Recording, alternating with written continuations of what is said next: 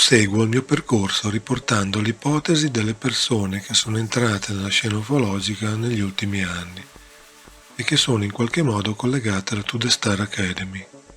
Peter Levenda è uno storico ed è molto conosciuto per il suo lavoro sullo studio delle dottrine esoteriche correlate al Terzo Reich. Collabora con Tom DeLonge nella realizzazione della collana di libri Secret Machine e a breve uscirà un nuovo libro. Ovviamente Levenda conferma le informazioni che DeLonge ha ottenuto dai consiglieri dell'intelligence statunitensi, che ho esposto in un video precedente appunto dedicato a DeLonge. A differenza di DeLonge, Levenda non fa voli pindarici nel pensiero New Age. Come DeLonge, anche Levenda parla degli altri che assimila a divinità greche e delle loro influenze sulla storia dell'uomo, ma si sofferma su analisi più profonde, secondo me molto più interessanti. Levenda sostiene che le informazioni dei consiglieri sono estremamente enigmatiche e sarebbero un vero e proprio percorso di formazione. Starebbero rilasciando le informazioni in questo modo poiché per comprendere la verità sugli UFO serve una preparazione adeguata. Non c'è una spiegazione facile, non si tratta semplicemente di alieni che vengono da un altro pianeta.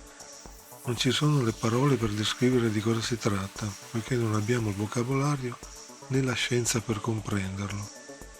Con la collana di libri Secret Machine, DeLonge e Levenda stanno cercando di dire alle persone: prendi un respiro, non è quello che pensi, è molto più complicato, molto più difficile.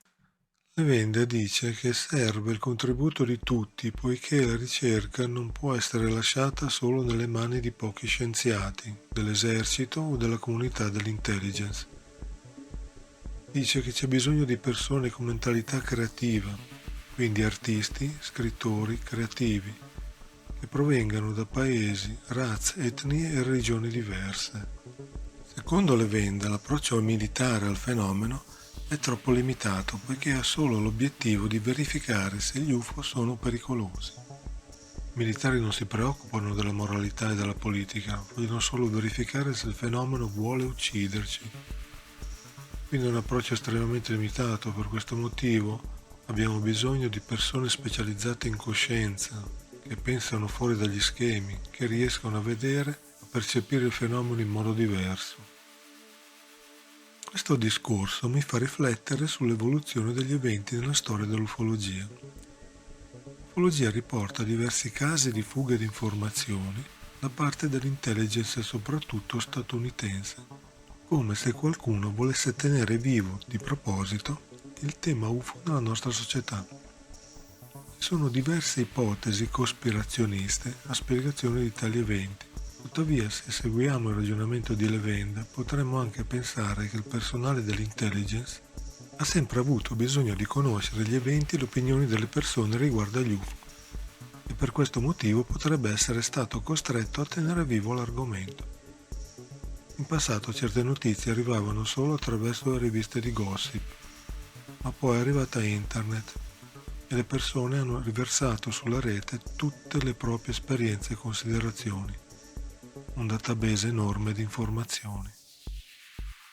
Secondo Levenda, l'intelligence avrebbe compreso che il fenomeno non può essere tenuto sotto controllo, ma l'informazione che riguarda il fenomeno può essere gestita. In pratica è quello che ha sempre fatto in 70 anni. Tuttavia l'intelligence si starebbe preparando a raccontare qualcosa sul fenomeno, poiché prima o poi qualcuno riuscirà a scoprire qualche prova grazie alla crescita della tecnologia del settore privato, come appunto cellulare, intelligenza artificiale e mezzi volanti.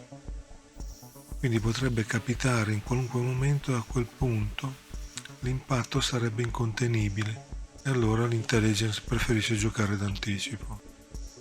Levenda sostiene che sappiamo molto poco del fenomeno. Addirittura il nostro pianeta potrebbe essere colonizzato, forse è già stato colonizzato, e non sappiamo come affrontare o reagire a una situazione del genere. Ma anche Levenda, come Lizondo, parla del problema legato alla spiegazione degli UFO in chiave demoniaca.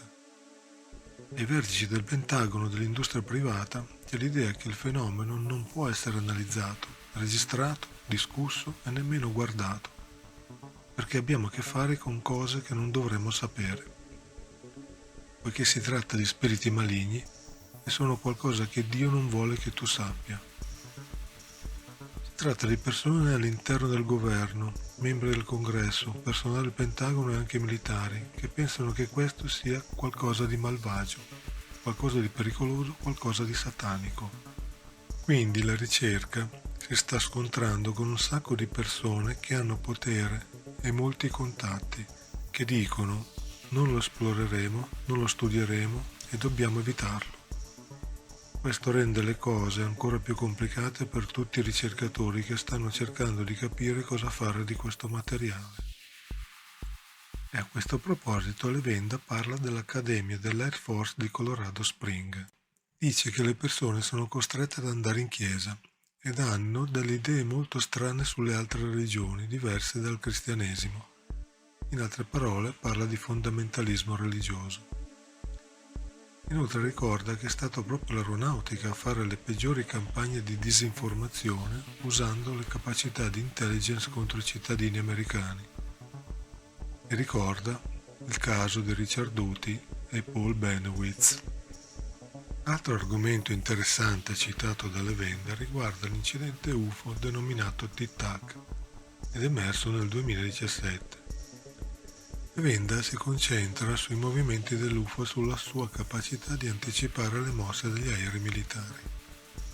In pratica gli aerei militari eseguono le loro manovre sulla base di traiettorie definite dai computer della nave, quindi la portaerei, e dell'aereo. Ma l'UFO Tic-Tac si posizionava sulla traiettoria ancora prima che fosse calcolata dal computer, come se conoscesse tutto in anticipo. Questo era impossibile sulla base della nostra tecnologia e secondo Levenda sembrava essere più un trucco della coscienza. Desidero fare una riflessione sulle incredibili capacità degli UFO, prendendo in considerazione un'ipotesi che sembra essere molto di moda in questo periodo, la realtà olografica. Diversi scienziati, nel tentativo di arrivare alla teoria del tutto, stanno prendendo in seria considerazione la possibilità che l'universo possa essere un ologramma. Potremmo quindi essere in una specie di Matrix, esattamente come nel film delle sorelle Wachowski. Cito le parole di Morfeo nel film Matrix. Che cosa vuol dire reale? Se ti riferisci a quello che percepiamo, quello che possiamo odorare, toccare e vedere, quel reale sono semplici segnali elettrici interpretati dal cervello. Come dicono nel film, potremmo trovarci in una realtà programmata e come nel film le regole della programmazione possono essere eluse o infrante. Ma che cosa voglio dire con questo? Semplicemente che forse chi gestisce gli UFO ha la capacità di eludere e infrangere le regole di questa realtà olografica. Forse chi comanda gli UFO non usa wormhole, non fa balzi dimensionali, semplicemente modifica o elude la programmazione della realtà in cui viviamo. In questo modo gli UFO possono trasgredire le regole della gravità, entrano in acqua senza attrito, prevedono il futuro, poiché anche quello è programmato. Levenda racconta un interessante aneddoto. Parla di un incontro con Timothy Good, durante il quale Good gli disse di fare una strana prova. Gli disse di andare in un qualsiasi luogo pubblico, un posto molto affollato, e ha suggerito un aeroporto. Sedersi da qualche parte in pace, in silenzio, aspettare, fare qualche respiro profondo e pensare: fatti vedere, voglio vedere che sei qui, io sono qui. Quindi aspettare un po', dargli un po' di tempo e infine aprire gli occhi. E a quel punto vedrai qualcuno che ti fissa dritto negli occhi e sorridere e poi si allontana e scompare. Good dice che funziona ogni volta. Levenda parla di occultismo, tema a lui più caro, e dice: per me l'occultismo è una tecnologia e mi piace spogliarlo dell'ideologia religiosa. Bisogna superare dichiarazioni e posizioni ideologiche quando si fanno delle esperienze. Solo allora diventa interessante. Cabalisti ebrei e monaci tibetani usano pratiche occulte e secondo Levenda si tratta solo di tecnologia che potrebbe essere usata per comprendere il fenomeno UFO. La CIA stava indagando sull'occultismo per i programmi di controllo mentale. Volevano vedere come funzionava, cercavano di ottenere dei vantaggi militari. Nick Redfern scriveva circa il Collins Elite, parlava di Aleister Crowley e Jack Pearson. Tutti questi esempi, tutte queste persone indicate da Levenda come operatori dell'occulto, consideravano l'occultismo come una tecnologia, come una serie di passaggi di pratiche da intraprendere per alterare il cervello, per alterare la coscienza. Secondo Levenda, il corpo è il veicolo dell'esperienza ed è una specie di macchina che può essere programmata, che può essere azionata e che possiamo usare noi stessi per vedere cosa sta realmente accadendo.